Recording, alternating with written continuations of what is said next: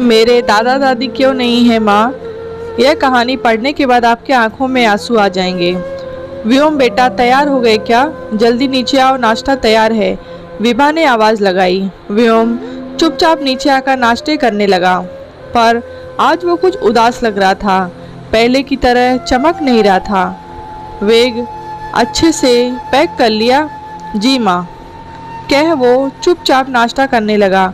विभा ने अभी सुनील के लिए भी टिफिन तैयार करना था, तो उसने जल्दी से व्योम को दूध पिलाया और स्कूल बस तक छोड़ आई। बाय व्योम। विभा के बाय करने पर आज व्योग ने धीरे से बाय बोला और बस आगे निकल गई। आते आते विभा महसूस कर रही थी कि व्योग कल का ही कुछ चुप चुप है।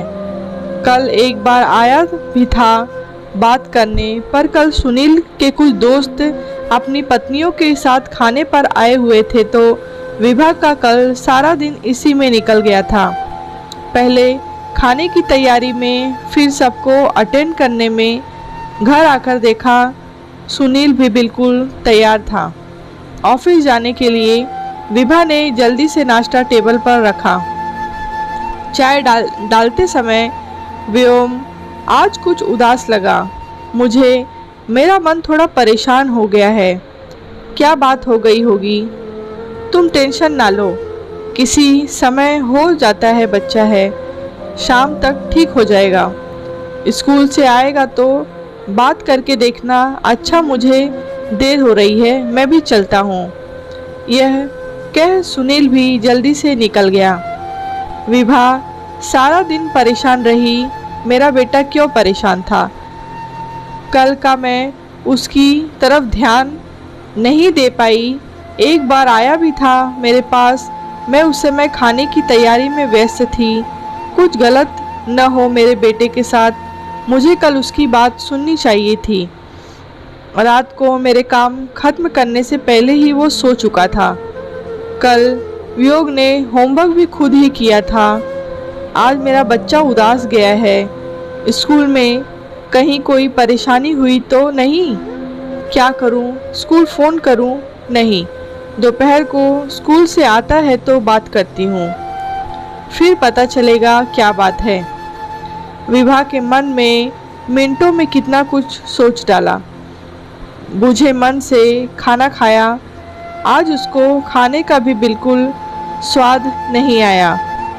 फिर अपने मन को समझाकर उसने आज व्योम के पसंद के राजमा चावल और दही भल्ले बनाए, साथ में खीर भी, जो व्योम को बहुत पसंद थी। सारा काम खत्म करने के बाद विभा व्योम के आने का इंतज़ार करने लगी। अभी भी उसको आने में आधा घंटा बाकी था और विभा के दिमाग में उल्टी सीधी बातें आ रही थीं। मुझे कल ही पूछ लेना चाहिए था, आज कहीं देर तो नहीं हो जाएगी।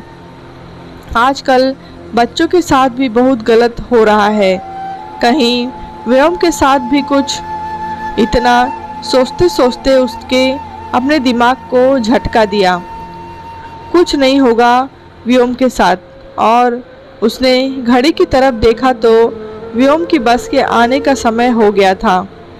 विभा जल्दी से व्योम को लेने चल पड़ी। व्योम अभी भी उदास था। घर आकर विभा ने यूनिफॉर्म बदलवा कर पहले उसको खाना खिलाया और फिर आराम करने के लिए बेडरूम में ले गई। क्या बात है, मेरा बेटा उदास लग रहा है? विभा ने उसको अपने गले से लगाकर पूछा। माँ की ममता से व्योम की आंखों से आंसू आ गए। क्या हुआ बेटा, अपनी माँ को नहीं बताओगे? माँ, मेरे दादा दादी नहीं है ना? तो बच्चे मेरा मजाक बना रहे थे। क्यों? विभा ने हैरान होकर पूछा। अगले हफ्ते हमें दादा दादी के साथ गेम्स में हिस्सा लेना है। जो जीतेगा उसको ट्रॉफी मिलेगी। मेरे तो दादा दादी ही नहीं हैं, मैं तो भाग भी नहीं ले सकता। सब बच्चे अपने दादा दादी संग आएंगे और मैं उसमें शामिल नहीं होऊंगा, इसीलिए मुझे बुरा लग रहा है।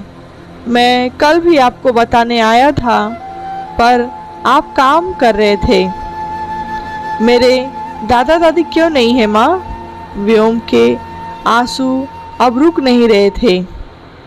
मेरा बच्चा इतना परेशान और मुझे पता ही नहीं चला, कह विभा ने व्योग को सीने से लगा लिया। तुम्हारे दादा दादी भगवान जी के पास हैं बेटा, जो बहुत अच्छे होते हैं। भगवान जी उन्हें अपने पास बुला लेते हैं। वो वहाँ खुश हैं, लेकिन तुम्हें रोता देखकर वो उदास हो जाएंगे। पहले रोना बंद करो और फिर मुझे अपनी डायरी दिखाओ। व्योम ने रोना बंद किया और डायरी लेकर आया।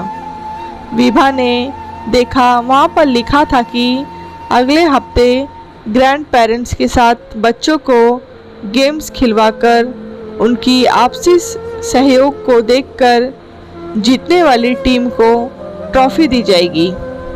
बेटा, यहाँ तो ग्रैंड पेरेंट्स लिखा है और ग्रैंड पेरेंट्स में तो नाना नानी भी आ जाते हैं। आप नाना नानी के साथ हिस्सा ले लेना। सच माँ, मैं भी भाग ले सकता हूँ? बिल्कुल बेटा। ग्रैंड पेरेंट्स मतलब पापा के माँ पापा या माँ के माँ पापा दोनों एक जैसे ही होते हैं। मैं जल्दी से नाना नानी को बता दूँ, उनको भी तो अभ्यास करना है। व्योम खुश होकर नानी को फ़ोन मिलाने लगा। व्योम को खुश देख विभा के चेहरे पर भी सुकून भरी मुस्कुराहट आ गई। शाम को सुनील आया तो विभा ने सुनील को पूरी बात बताई। तुम्हारा बहुत धन्यवाद विभा, तूने बात को अच्छे से संभाल लिया। व्योम को खुश देख दोनों ने चैन की सांस ली।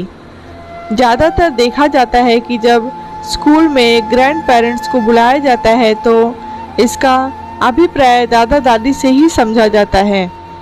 इसीलिए बच्चों के मन में यह बात आती है, जब हम बच्चों को समझाएंगे कि दोनों ही ग्रैंड पेरेंट्स बराबर का महत्व रखते हैं, तो उनके मन में यह बात नहीं आएगी। जिस समय जो जाना चाहे वो जा सकता है, तो बच्चों को भी कोई परेशानी नहीं होगी।